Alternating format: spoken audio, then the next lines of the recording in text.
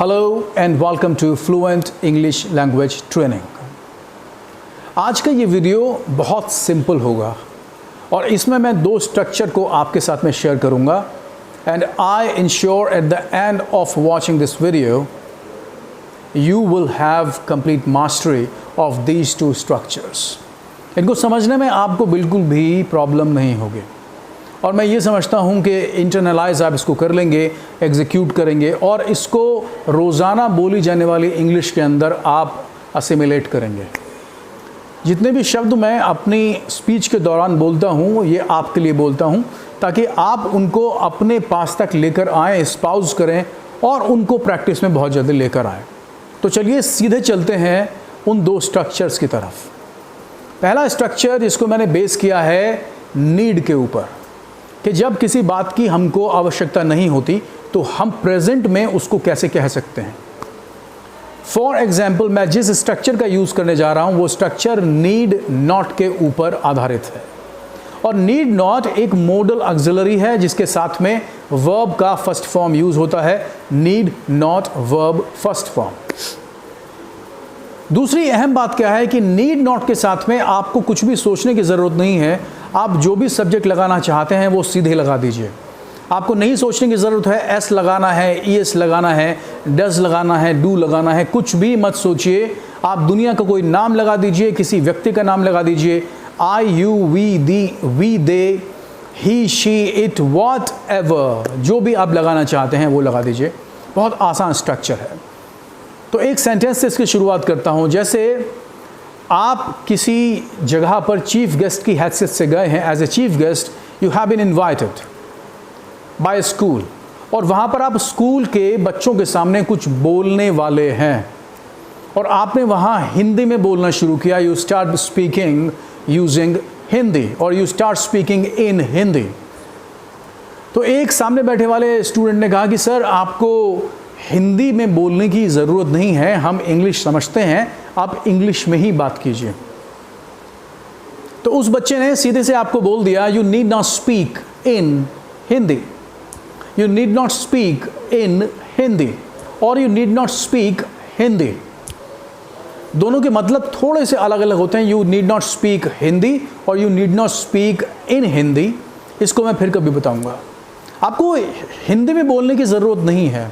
You need not speak in Hindi, we understand English, number one. एक और लेते हैं यहाँ पे उदाहरण। मैं जिन बच्चों को पढ़ाता हूँ उनमें से कुछ बच्चों ने कहा कि सर कल हम बहुत सवेरा आना चाहते हैं। मैंने कहा कि नहीं, आपको सवेरा आने की ज़रूरत नहीं है क्योंकि कल तो संडे है, मैं आपको वैसे भी नहीं पढ़ाऊँगा। You need not come earlier tomorrow because it is Sunday. You need not come earlier tomorrow because it is Sunday. यानी कि आपको कल ज़रूरत नहीं है सवेरे आने की। You need not come earlier, you need not come earlier tomorrow because it is Sunday. तो आपने देखा नीड नॉट के साथ में वर्ब का फर्स्ट फॉर्म लगा है। She need not come earlier tomorrow because it is Sunday. We need not come earlier tomorrow because it is Sunday. तो need not के साथ में आपने देखा कि फर्स्ट फॉर्म का यूज़ किया और हमने कहा you don't need to। अगर आप इसको प्रेजेंट इंडेफिनिट में बनाना चाहते हैं, याद रखिएगा need not का कोई पास्ट टेंस नहीं होता। तो जब मैं सेंटेंस कहता हूँ you do not need to come, you do not need to come, she doesn't need to come, तो वहाँ पर she doesn't need to come और you do not need to come present indefinite में है। लेकिन model auxiliary need not verb first form में कोई present या पास्ट नहीं होता, ये प्रेजेंट ही होता है। Only and only present tense. You need not come earlier tomorrow, you need not come at 7 tomorrow, you need not speak in English, you need not pronounce my name wrongly, you need not speak louder, you need not scream here, you need not shriek here। shriek माने चिल्लाना। she need not understand geography, उसको geography समझने की ज़रूरत नहीं है। इसका equivalent present indefinite में क्या होगा? she doesn't need to understand geography। she doesn't need to understand geography is equal to she need not understand geography। तो दोनों का जो एक फेस ऑफ है वो बिल्कुल ऐसे आसानी से हो जाएगा। हमें अमेरिका जाने की ज़रूरत नहीं है, हमें ऑक्सफोर्ड पढ़ने की ज़रूरत नहीं है, हमें कैम्ब्रिज पढ़ने की ज़रूरत नहीं है। we need not go to Oxford University. We need not go to Oxford University. Need not go. याद रखिएगा, सबसे बड़ी गलती जो हम करते हैं वो need not के बाद में to का इस्तेमाल करते हैं, need not to। और जब हम बोलते हैं, अपनी फ्लो में होते हैं, थोड़ा सा हम इंस्पायर्ड होते हैं तो कभी कभी बहुत भूल जाते हैं। अच्छे से अच्छे स्पीकर नीड नॉट टू का यूज़ कर लेते हैं। You need to take care of this. This is a kind of error that you can not take it back. आप इसको दोबारा नहीं ले सकते हैं। You can not really withdraw your words. Once spoken you can not withdraw your words.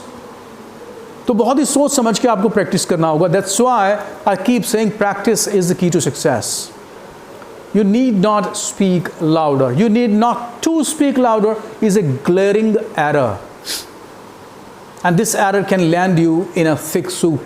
ये आपको बहुत ही खतरे में डाल सकती है। कोई जान का खतरा नहीं है, लेकिन जब हम एक क्रेडिबिलिटी के साथ में, विश्वसनीयता के साथ में बोलते हैं तो लोग हमें सुनते हैं और हमें रिकग्नाइज करते हैं। So to be recognized by the people beautifully, you need to be wonderful with your words. You need to be precise. आपको precise होना होगा, accurate होना होगा। तो आपको बहुत ज़्यादा सरदर्द लेने की ज़रूरत नहीं है। अगर ये सेंटेंस मैं आपके लिए छोड़ दूँ तो क्या आप इसको बना पाएंगे? You need not take pains. You need not take pains. You need not disturb yourself much. You need not talk to him. They need not talk to you. Those people need not come to me in person. उन लोगों को व्यक्तिगत रूप से मेरे पास आने की ज़रूरत नहीं है। So need not. Alright, let's start the second one. चलते हैं दूसरी स्ट्रक्चर की तरफ। ये स्ट्रक्चर बहुत ख़ास है। ये स्ट्रक्चर पास्ट में बनेगी, पास्ट टेंस को लेकर चलेगी आगे। आप इससे जुड़े रहिएगा। क्या है ये स्ट्रक्चर? ये स्ट्रक्चर बहुत आसान है। शुरुआत इसकी होती है नीड नॉट के साथ में ही, लेकिन ये नीड नॉट के साथ में हैव वर्ब थर्ड फॉर्म का यूज़ करेगा।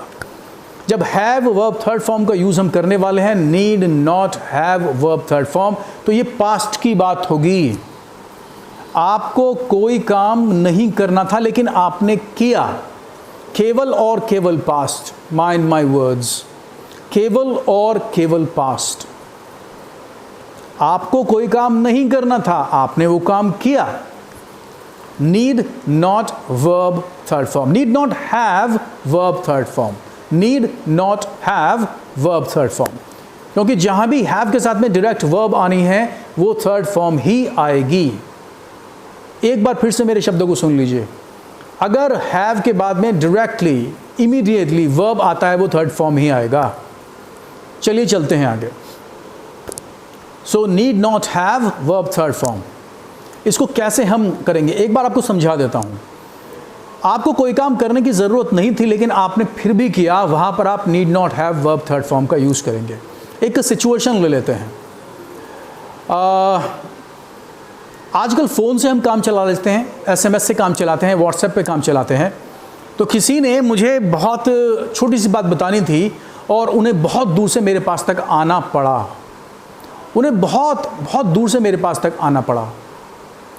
अब वो आ गए, उनको आना नहीं था, तो मैंने उनसे कहा जब वो मेरे पास तक आ गए, आपको मेरे पास में नहीं आना था, आने की आवश्यकता नहीं थी लेकिन आप आ गए। आपको आने की आवश्यकता नहीं थी लेकिन आप आ गए। आपको वो काम करने की ज़रूरत नहीं थी लेकिन आपने कर लिया। तो मैंने उन महाशय से कहा, you need not have seen me, you need not have come to me, you need not have seen me in person, you need not have come to me in person. आपको मेरे पास व्यक्तिगत रूप से आने की ज़रूरत नहीं थी। उसको फॉर्मल पहनने की ज़रूरत नहीं थी। वो किसी पार्टी में जा रही थी और उसको फॉर्मल पहनने की ज़रूरत नहीं थी, लेकिन उसने फॉर्मल पहन लिए।